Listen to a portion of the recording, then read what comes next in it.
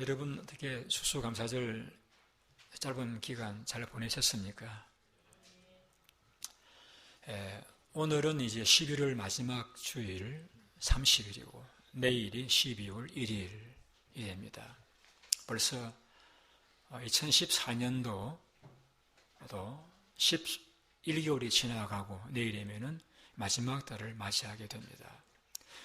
여러분 어떠세요? 한 해가 이제 거의 다 지나가는데 여러분이 지난 해보다 믿음이 더 좋아졌다고 여겨지십니까? 여러분의 성품이 예수님을 많이 닮아졌다고 그렇게 말씀할 수 있겠습니까?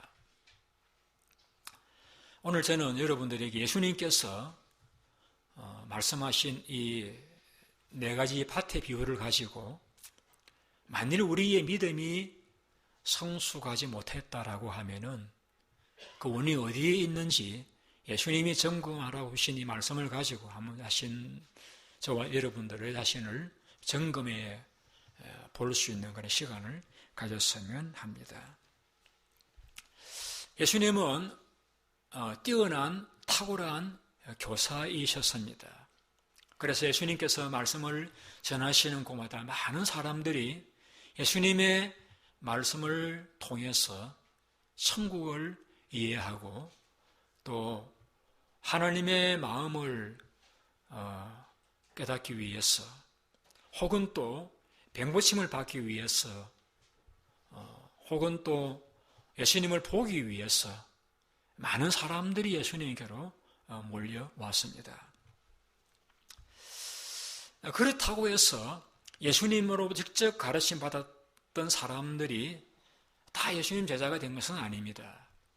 그들 가운데서는 예수님을 팔아버렸던 그러한 배반자도 있었고 예수님으로부터 사탄이라고 책망을 들었던 그러한 제자도 있었고 심지어 바리새인 서기관들은 예수님을 삼남죄로 십자가형을 요구했던 그런 나쁜 사람들도 있었습니다.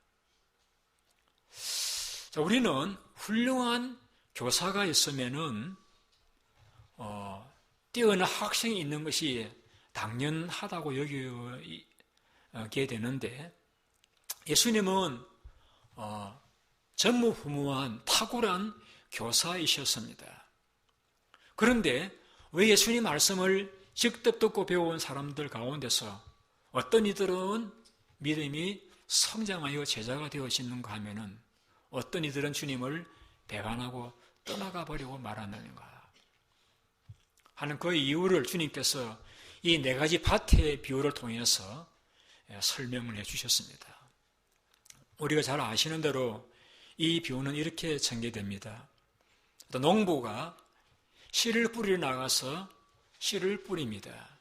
저도 어릴 적에 어머니를 따라서 밭에 나가서 보리 이삭을 뿌려본 적이 있습니다.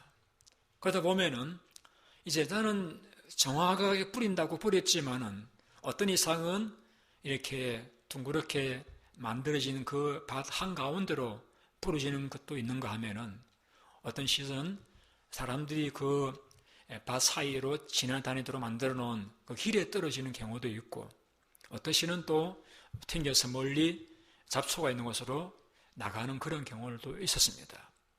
그래서 이 농부가 씨를 뿌리는데 어떤 씨는 길가에 떨어졌습니다. 그래서 새가 와서 그 씨앗을 먹어버렸고 또 어떤 씨는 가시덩굴에 떨어지니까 싹이 나긴 했습니다마는 가시 기운을 막아서 결실하지 못하였고 어떤 씨는 흙이 얇게 덮여져 있는 돌짝밭에 떨어지니까 뿌리 났지만은 뜨거운 태양이 내려 쪼이면서 뿌리가 말라서 결실하지 못하였고 어제 좋은 땅에 떨어진 씨만이 30배, 60배, 100배의 결실을 가져왔다라고 하는 것이 예수님이 말씀하신 우리의 믿음이 성장하지 못하고 우리가 성숙하지 못하는 그 요인이 어디 있는가를 말씀해 주신 내용이 되겠습니다. 자, 우리가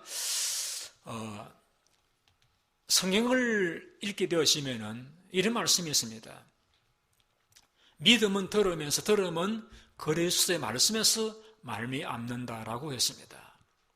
우리가 하나님의 말씀을 들을 적에 우리에게 믿음이 들어온다는 이야기죠. 그래서 믿음이 있기를 희망하는 성도라고 하면은 하나님의 말씀을 자꾸 읽으시고 들으셔야 됩니다. 왜냐하면 말씀은 우리에게 믿음을 가져다 주기 때문입니다. 또 성경은 말씀을 예리한 칼로 비유하기도 했습니다. 말씀은 살아있어서 양날선 큰 것 같아가지고 골수를 찔러 쪼개는 것과 같이 우리 마음의 영적으로 있는 부분들, 우리가 보지 못하는 그런 부분들을 정확하게 드러낸다고 했습니다. 나도 모르는 내 속에 잘못된 부분들을 말씀이 들추어내어서 치료하고 회복시키는 것이 말씀의 역사라고 했습니다. 또 말씀은 살아있다라고 했습니다. 그래서 살아있는 하나님의 음성이기 때문에 이 말씀이 우리의 죽은 믿음을 살려내고 우리의 삶에 용기를 불어넣어주고 힘을 주고 의욕을 일으켜주시는, 우리를 살리는 말씀이라고 했습니다. 또 시편에서는 말씀은 정결하게 만든다고 했습니다.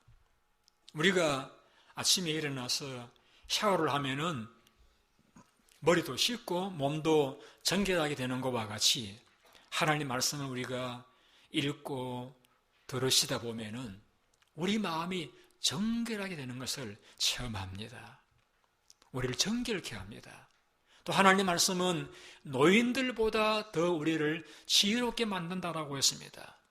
하나님 말씀을 읽으면서 하나님을 두려워하면서 살아가다 보면은 우리가 정말 지혜로운, 악에서 벗어나서 바른 길을 걸어갈 수 있는 그 놀라운 변화의 삶을 살게 되어지는 것입니다.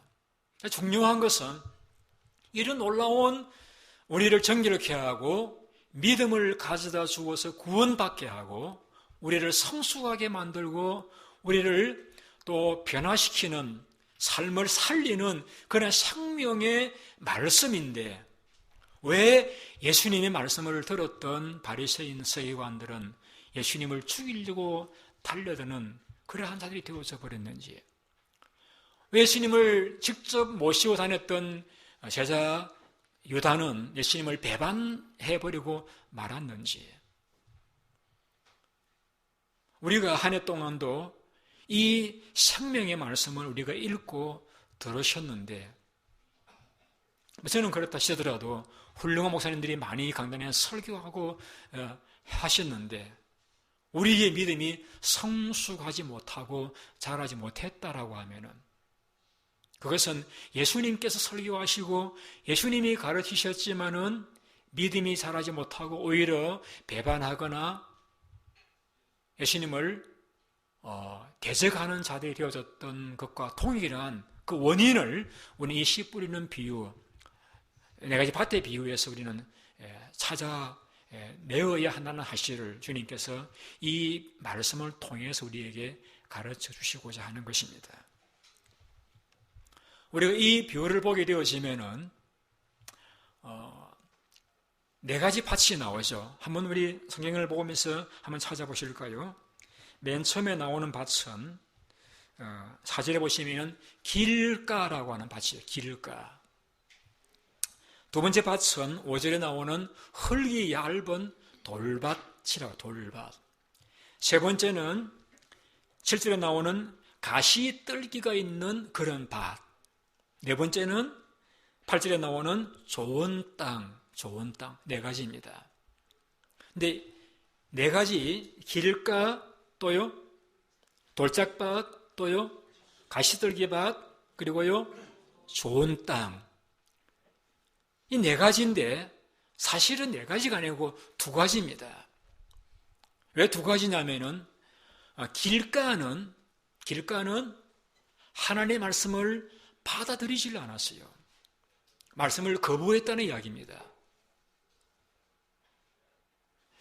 우리 성경을 같이 보시겠습니다. 4장 13절 말씀을 보십시오. 13절 말씀 같이 읽어보실까요? 시작. 또 이르시되 너희가 미안합니다. 15절을 띄워주세요. 시작. 말씀이 길가에 부러졌다는 것은 이들을 가리킴이니 말씀을 들었을 때 사탄이 즉시 와서 그들의 부러진 말씀을 빼앗는 것이요. 그러니까 사실은 밭이 4가지가 아니고 2가지인데 한 가지는 말씀을 이제 받아들이지 않는 길가가 딱딱하니까 그 씨가 떨어지는 딱딱하니까 뿌리를 내리지 못하는 가운데 있었는데 새들이 와서 먹어버렸으니까 애야 씨가 뿌리를 내려보지도 못한, 다르게 말하면 하나님 말씀을 애야 거부하는 그런 이제 밭이라 이야기할 수가 없죠. 그런 말씀을 거부하는, 받아들이지 않는 그런 경우가 3가지는, 돌짝밭은 바다는 들였어요. 바다는 들였는데 그 속에 돌이 있어가지고 뿌리를 내리지 못했죠. 가시밭도 바다는 들였는데 가시가 있어가지고 자라지를 못했습니다. 옥토는 받아들이고 자랐죠. 그러니까 2밭입니다. 말씀을 거부한 밭과 말씀을 받아들인 밭, 둘로 나누어 볼 수가 있습니다. 그러면은 말씀을 받아들이지 못한 이 길가와 같은 경우는 어떤 경우인가? 우리 다시 한번 15절 같이 읽어보시겠습니다. 15절 말씀 같이요. 시작.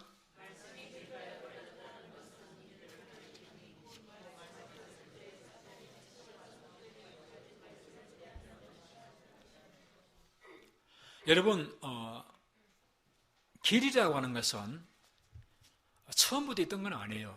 그러나 사람들이 많이 다니다 보면은 땅이 굳어져 가지고 길이 되는 거죠. 그래서 저는 여러분들 가운데는 그런 분이 계시지 않으리라고 여겨집니다만은 우리의 마음의 상태, 마음밭이 길가와 같은 딱딱한 상태에 있는 그런 경우가 우리가 믿음이 자라지 못하고 성품이 성숙해지지 못하고 있는 원인일 수 있다는 것이죠. 그러면은 왜 어떤 분들의 마음이 딱딱해져 있는가? 그 이유는 저는 이렇게 생각합니다. 너무 세파에 시달리다 보니까 그 마음이 딱딱해졌겠다, 그렇게 생각합니다. 하도 쏟고 살다 보니까 때는 목사가 설교를 해도 복선을 깔고 들으실 수도 있겠다라고 여겨집니다. 그래서 마음을 닫고 있습니다.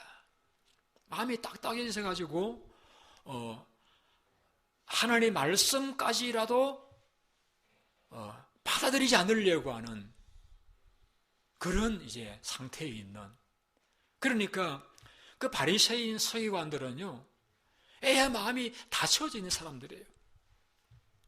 아무리 예수님께서 천국의 진리의 말씀을 드려도 그들은 예수님에 대해서 거부감을 가지고 있었기 때문에 받아들이지를 않는 거예요.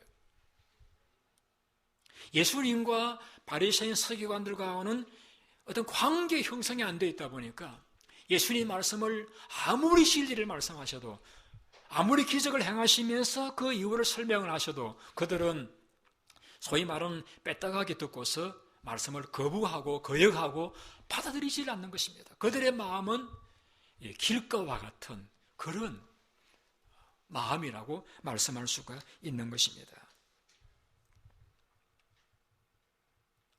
이런 상태에 있는 경우에는 하나님 말씀에 대한 기대가 전혀 없습니다.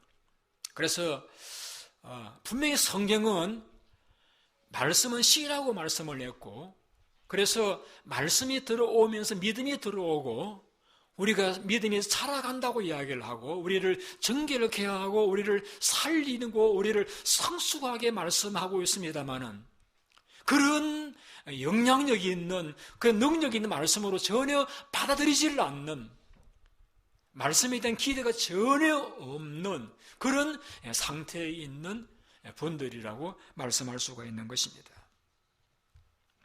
어쩌면은 죄송합니다. 교회를 와서 이 시간에 앉아 계시면서도 그 생각이 다른 데 가 있는, 학교에 가 있거나 부대에 가 있거나 집안일에 가 있는, 혹은 어떤 다른 데에 지금 생각이 이렇게 몰두해 있는, 전혀 하나님이 오늘 어떻게 말씀으로 내게 믿음을 심어주고 나를 성숙하게 만들고 내게 정결함을 주고 나를 살릴 것인가라는 기대가 전혀 없이 앉아있는, 혹 그런 분이 계신다라고 하면 그런 케이스는 길가와 같은 상태다라고 말씀할 수 있겠습니다. 자, 제가 이 본문을 보면서 좀 놀랐다라고 하면은 좀 이상하게 들릴지 모르겠습니다만은, 놀랐던 것은 무엇이냐면요, 그 새가 날아와서 길가에 있는 씨를 집어먹었다라고 했는데, 예수님이 그 새를 뭐라고 표현했는가 하면은 15절입니다. 같이 읽어보실까요? 다시 한번요. 시작. 이들을 가리키미니 곧 말씀을 들었을 때 새를 뭐라고 표현했죠? 사탄. 언제 왔다고요? 언제 왔다고요? 적시 왔다. 적시 왔다. 여러분, 그렇다라고 하면은 여러분 말씀을 듣는 이 자리에 우리가 둘러보아도 보이지 않지만은 사탄이 존재하고 있다는 것을 여러분이 믿으시겠습니까?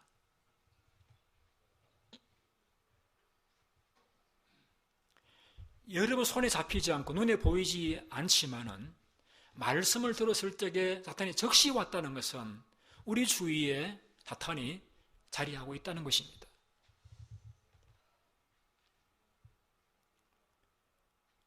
왜 자리하고 있습니까? 적시 와서 뭘 뺏었죠? 말씀을 뺏어가기 위해서. 왜?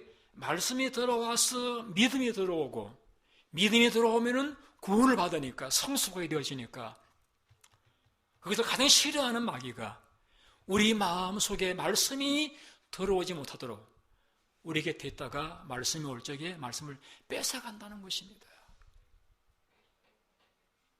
뺏어가기 위해서 우리 주변 어디에인가 사탄이 자리하고 있다는 사실입니다. 예수님이 이 영적인 사실을 밝혀주고 있는 것입니다. 사탄이 적시 와서 말씀을 뺏어간다라고 했습니다. 언제? 우리 설교 듣고 있잖아요. 여러분 신교 시간에 설교 듣는 거 아니시잖아요. 집에 가서 설교 듣는 거 아니시잖아요. 그런데 이 시간에 우리에게 말씀이 증거되는 그 시간에 사탄이 적시 와서 뺏어간다라고 했습니다.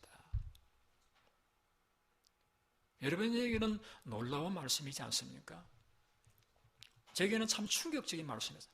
아, 설교 시간에 사탄이 역사하고 있구나.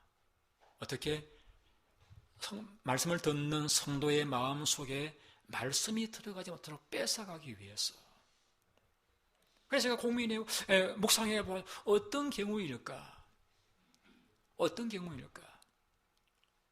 제가 한 예를 들어 이렇게 설명을 드리겠습니다.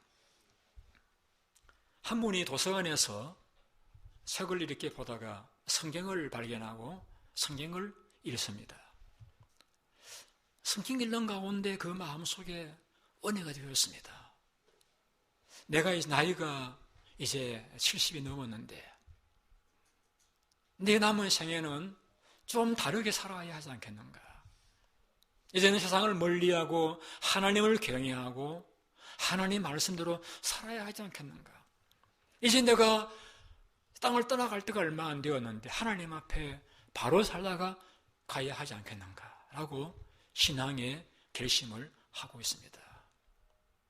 결심을 하고 있는데 그때 불현듯이 어떤 생각이 들어오는가 하면 지금 점심 먹을 시간인데, 아니 성경을 보면서 그 마음속에 하나님 앞에 남은 생애를 이제 바르게 살아가겠다라고 결심하고 있는데 왜 갑자기 점심 먹을 시간이라는 생각이 불현듯이 떠오릅니까?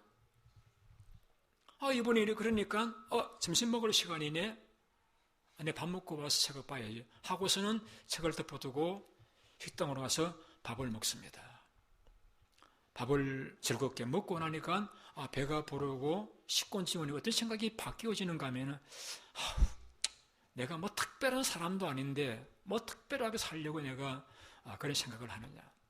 그냥 사람들이 괜히 나를 이상하다고 죽을 때 오니까 사람이 좀 이상하게 됐다고 이렇게 말하지 않겠는가. 막 그냥 살아온 대로 살자 하고서는 일어나서 가방을 들고 버스를 타고 집으로 돌아오는 것입니다. 그런데 그 사람의 뒤에서 마귀가 미소 짓고 있다는 이야기입니다. 여러분 그런 순간을 경험해 본 적 없습니까? 하나님 말씀을 듣고 있는데 갑자기 딴 생각이 들어오는 거예요. 혹은 죄송합니다, 목사에 대한 거부하는 마음이 들어오는 거예요.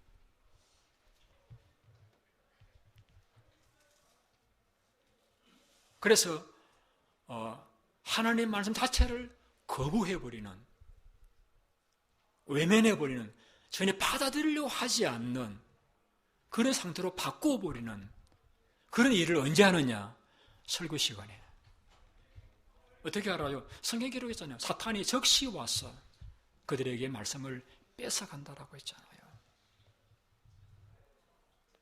그러니까 설교 시간에 사탄이 굉장히 바쁜 시간이에요. 왜? 설교를 듣는 김씨한테도 가서 말씀 뺏어가야 되죠. 또 박씨한테도 가서 말씀 뺏어가야, 얼마나 바쁘겠어요. 여러분 이거 심각하게 들으시기 바랍니다.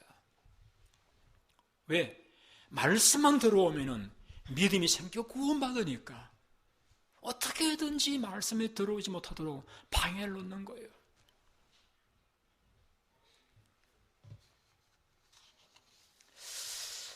저는 목회하면서 할 수 있는 대로 우리 교인들과 좋은 관계를 가지려고 무척 저는 노력을 합니다. 왜냐하면은 제가 많이 보니까 그런 것 같아요. 목사는 말씀을 전하는 자인데 목사와 관계가 등을 치니까 하나님 말씀도 거부해버리더라고요.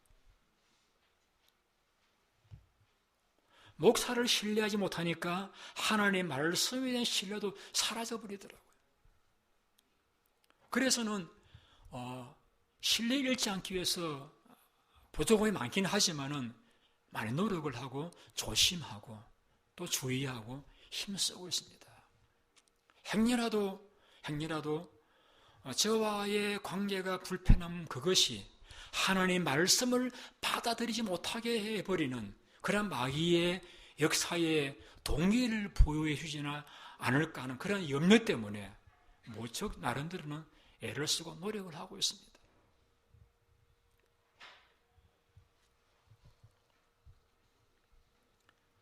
여러분 벌써 한 해가 기울어져 가는데 만일에 자신의 신앙이 없는, 믿음이 없는, 성숙하지 못한 그런 요인, 그런 모습이라고 여겨지신다라고 하면은 우리 예수님께서 진단해 주신 이 말씀, 왜 사람들이 믿음이 자라지 않았는지 주신 이 말씀을 가지고 자신을 우리가 진단해 보셔야 됩니다.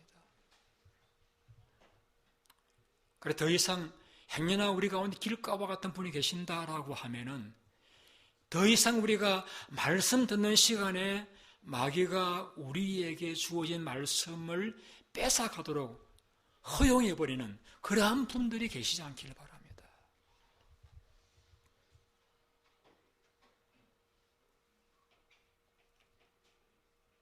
하나님 말씀은 우리를 살리는 말씀입니다. 가정을 살리고 직장을 살리고 관계를 회복하고 하나님과 관계를 회복하고 우리 살리는 말씀입니다. 우리 삶의 의욕을 불어넣으시고 진리를 통해서 우리가 갈 길을 발견하게 해주시고 우리를 정결케 만들어 주시고 우리를 지혜롭게 만들어 주시는 생명의 말씀입니다. 눈에 보이지도 않을 것 같은 조그만 소나무 씨가 말이죠. 그 씨가 땅에 심겨지면은 30m 자라잖아요. 생명이 있는 그 말씀입니다. 근데 그 말씀이 우리 세상에 떨어지면은 우리가 그와 같은 변화를 가져오게 되어지는데 그래서 마귀는 분주하게 다닙니다. 왜? 우리에게 그 말씀이 거부되어지도록 하기 위해서 여러 가지 방법으로 말씀 듣는 시간에 역사하고 있는 것입니다.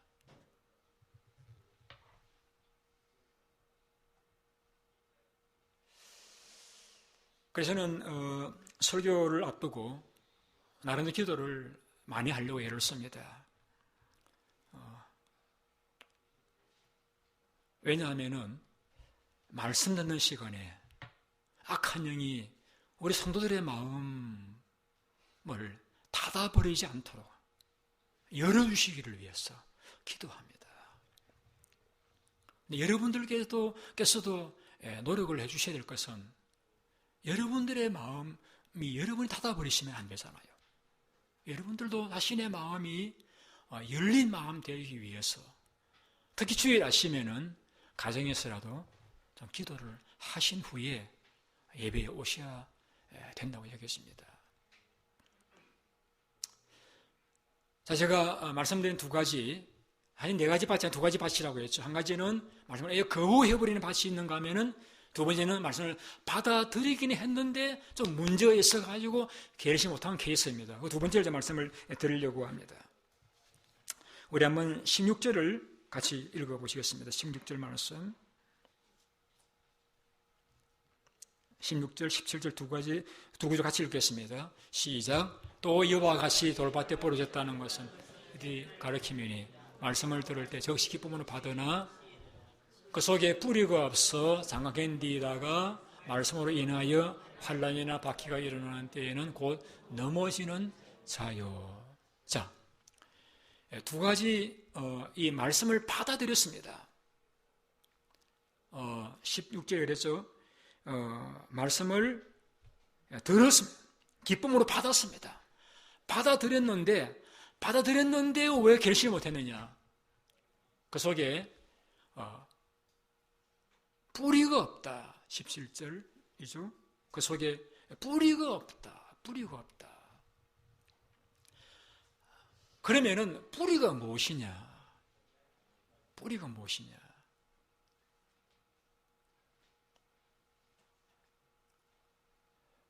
우리 고민해 보아야 됩니다. 우리가 말씀을 받아들일 때가 있잖아요. 설교 시간에 부흥이 있다든지 혹은 훌륭한 목사님 설교를 들을 때 이런 마음속에 받아들이시잖아요. 야, 정말 말씀이 진리다. 수긍이 가고 동의를 합니다. 나도 그와 살아야지라고 다짐도 합니다. 분명히 말씀을 받아들였어요. 그런데 결실하지 못했다라고 하면은 그 이유가 뿌리가 없어라. 뿌리가 없어. 뿌리가 무엇이냐? 제가 이렇게 설명을 한번 드려보려고 합니다. 제가 예를 들어 기도에 대한 설교를 했다고 합시다. 기도하면은 응답 받습니다.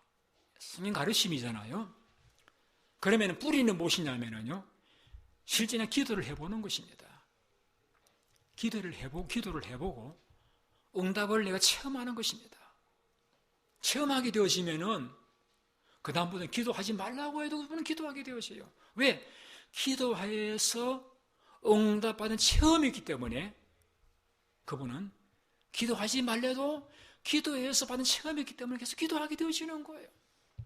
왜 기도하느냐? 왜 기도하러 새벽에 나가느냐? 말해도 나가는 거. 왜? 기도하니까 응답받는 체험이 있으니까. 기도하러 나가는 거예요. 기도할 적에 하나님의 평강을 경험하게 되어지고, 기도할 하나님의 능력을 경험하게 되어지고, 기도할 하나님의 지시를 받게 되어지고, 시를 얻게 되어지니까 기도하러 나가는 거예요. 그런 경우는 뿌리가 있다라고 이야기할 수 있어요. 뿌리가 있다. 그러나 뿌리가 없는 경우 어떤 경우냐? 기도 응답에 체험이 없습니다. 다르게 말하면 기도 응답에 확신이 없다는 이야기입니다. 확신이 없으니까 이거 괜히 이거 뭐 기도 뭐 그런 생각이 되니까 기도를 못하는 거예요. 기도에 설교 들을 적에는 아마도 기도해야지라고 마음 먹었는데 체험이 없으니까, 응답 확신이 없으니까 뿌리가 없는 경우가 되어져가지고 열매를 맺지를 못하는 것입니다. 자, 성경에는 하라 하지 말라는 말씀이 316가지가 나오는데, 이 많은 하라 하지 말라는 말씀을 내가 순종해서 할 적에 내가 어떤 복을 받았다라든지, 예를 들어서 복을 받은 체험이 있으면은 하나님 말씀 순종하니까 이렇게 복이 오구나. 체험이 있으면은 누가 그렇게 말려도 말씀을 순종합니다. 체험이 있으니까. 내가 다른 사람 말도 다 하니까 인정해야 되겠죠. 하나님 말씀을 순종하니까 이렇게 내게 복이 들어오더라. 체험이 있으면은 그 사람은 누가 뭐래도 하나님 말씀이 하나님의 말씀하셨다라고 하면 순종하시는 거예요. 그런 경우입니다.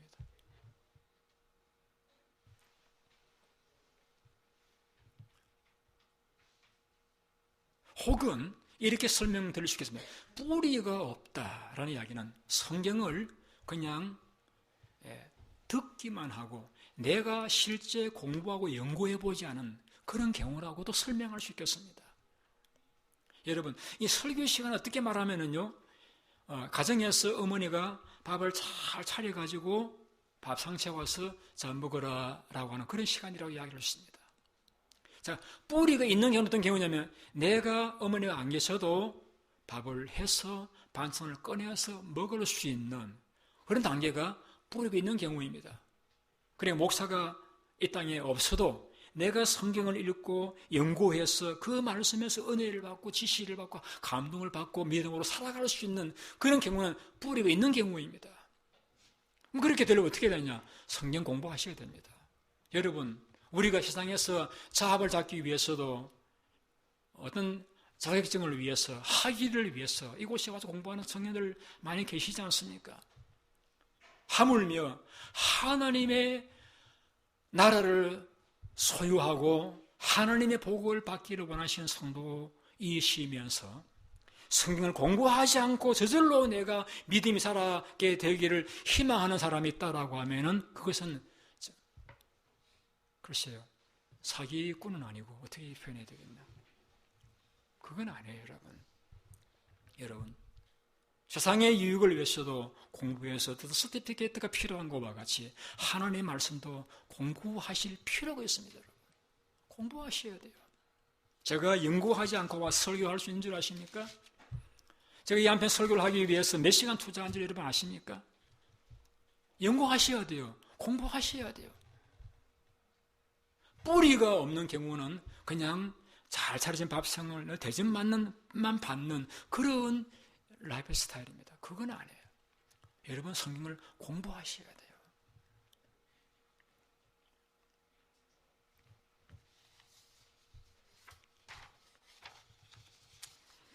저는 여러분들의 속에 뿌리가 있는지 없는지는 제가 잘은 모르지만은 가만히 보면은 조금은 알 수 있어요. 여러분, 뿌리 깊은 나무는 태풍이 불어도 넘어지지 않아요. 그러나 뿌리가 없는 신앙은 환난 시험이 오면은 넘어집니다. 아무리 팔짱 걷고 부엌에 열심히 일을 하는 그런 어머니들이라 하시더라도, 아무리 열심을 내가지고 교회를 봉사하는 우리 형제님들이라 하시더라도 환난 핍박이 오면은 넘어지면은 그 사람은 한 가지입니다. 뿌리가 없는 사람입니다. 뿌리 있는 사람은 사람들이 그렇게 시험을 주어도 말로서 혹은 또 어떤 반응으로서 마음의 시험을 줘도 결코 넘어지지 않습니다. 왜? 그 속에 뿌리가 있기 때문입니다. 하나님이 아시는데 나는 지금 박 목사에게 충성하는 게 아니라 하나님께 충성하는 거야 라는 신앙이 있으면은 사람들의 반응, 사람들의 말 때문에 상처받지 않습니다. 왜? 뿌리가 있기 때문에.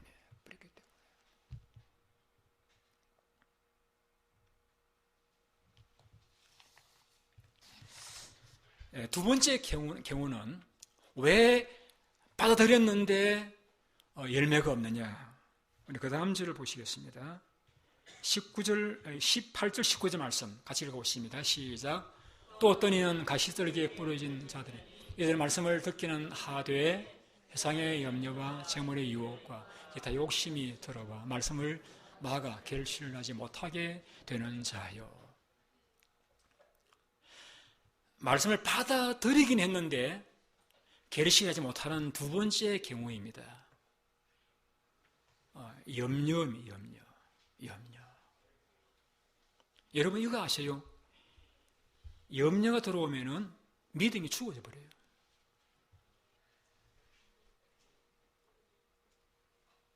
아무리 믿음이 좋은 분도 염려가 들어오면 믿음이 죽어져 버려요. 근데 반대로 믿음이 들어오면은 염려는 사라집니다. 여러분 동의하십니까?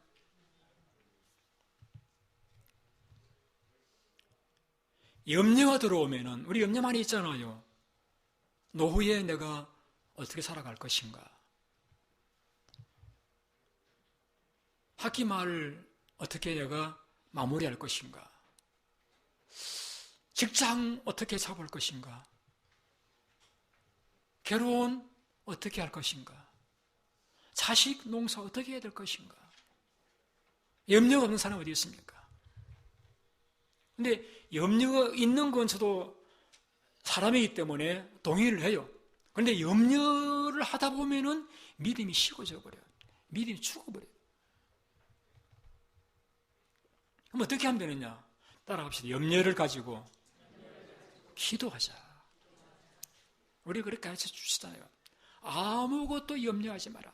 자식, 결혼, 직장, 노후, 먹고 살 것 아무것도 염려하지 말고 그 모든 것을 하나님께 어떻게 하라?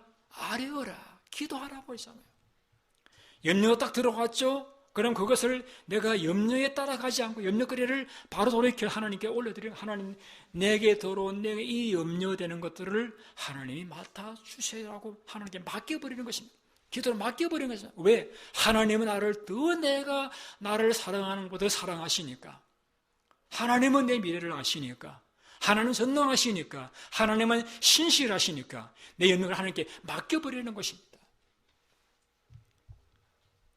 우리에게 뭘 먹을까 마실까 염려하지 마라. 이건 불신자들이 하는 것이다. 하나님 너희들이 무엇이 있을 걸 다 아시느니라. 우리의 생사화복이 하나님의 손에 달려있다라고 하면은 우리가 염려할 것을 하나님께 맡겨야 하지 않겠습니까? 염려가 여러분 흰머리카락을 검게 만드는 게 아닙니다. 염색하셔야 됩니다. 여러분 염려거리 하나님께 맡겨야지 여러분이 고심한다고 해서 문제가 해결되는 게 아니에요. 언제까지 부모가 자녀 곁에 있을 수 있습니까? 언제까지 내 가족이 내 곁에 있을 수 있겠습니까, 여러분? 건강, 재물, 내 외모 언제까지 내 곁에 있을 것이라고 여러분 장담할 수 있습니까? 하나님께 맡겨야 됩니다. 하나님, 내 남은 인생, 내 앞날을, 내 자녀들을 맡아 주시옵소서. 맡겨야 됩니다.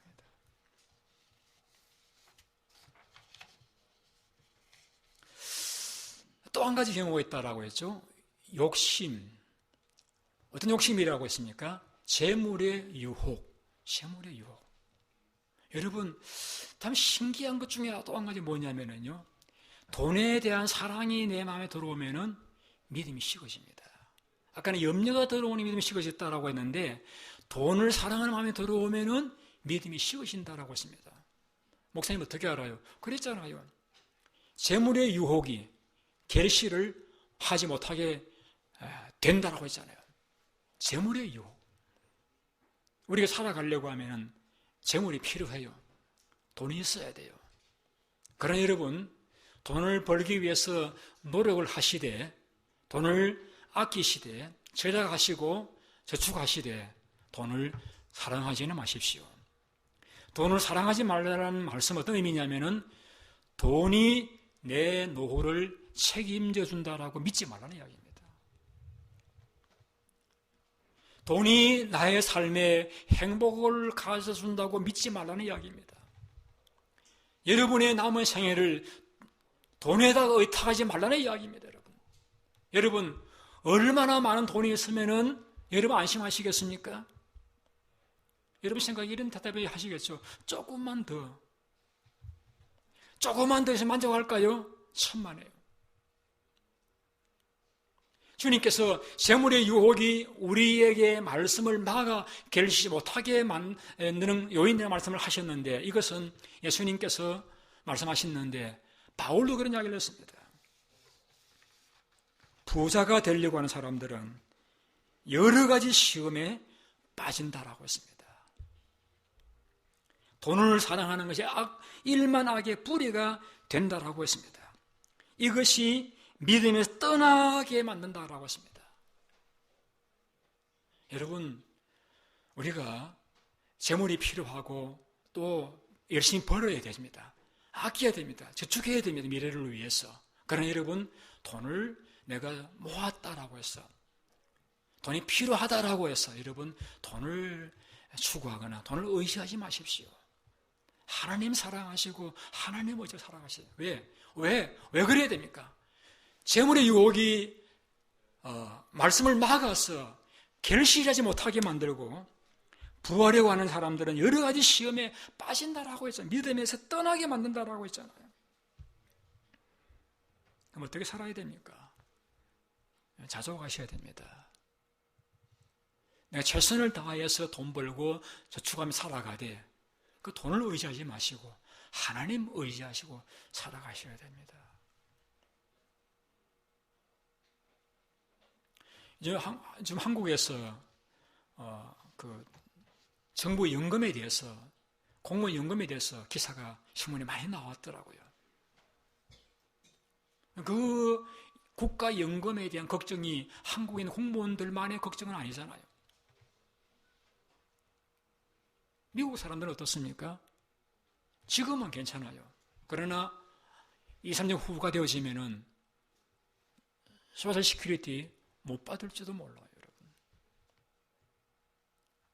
여러분, 우리가 하나님 외에 믿고 의지할 만한 것이 이 땅에 무엇이 있습니까? 우리 하나님 사랑하고 의지하고 살아가야죠. 세상 재물의 유혹으로 하여금 우리의 믿음을 결실하지 못하도록 거기에 내 마음을 빼앗겨 버리는 어리석은 자가 되어서는 안 될 것입니다. 그럼 어떻게 해야 됩니까? 비결은 한 가지입니다. 말씀을 받아들이지 그 말씀을 내가 믿고 순종하고 의지하고 살아가야 됩니다.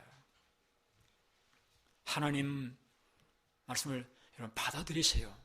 저는 결코 여러분을 속이기 위해서 강단에 서 있는 사람이 아닙니다. 여러분을 유익하게 하고 여러분이 복을 받을 수 있다라고 하면, 여러분을 구원받을 수 있다라고 하면 저는 무엇이나 아끼지 않고 최선을 다할 마음을 가지고 있는 신실한 종입니다. 제 첫 이름이 종이잖아요.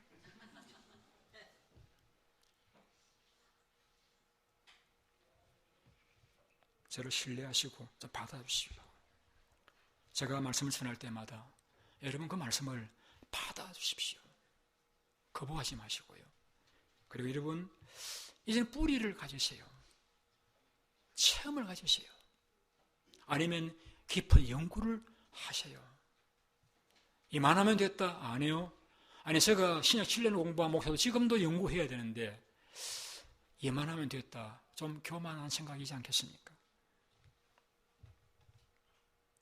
염려하지 말 하나님을 믿으십시오.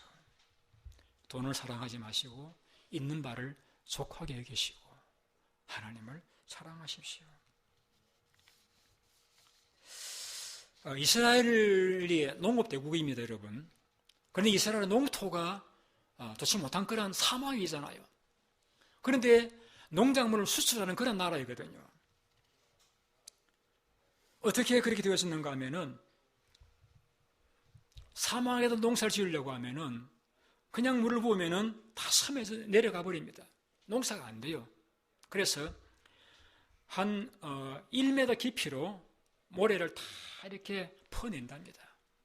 모래를 1m 깊이로 파낸 다음에 거기에다가 비닐을 수천 장을 깐답니다. 쫙 깔고 그리고 다음에는 다른 나라에서 좋은 흙을 가져다가 1m 높이로 깊이로 이렇게 갖다 붓습니다. 거기에다가 파종을 한답니다. 그리고 갈릴리에서도 물을 끌어다가 연결해가지고 수를 만들어가지고 농사를 짓는답니다.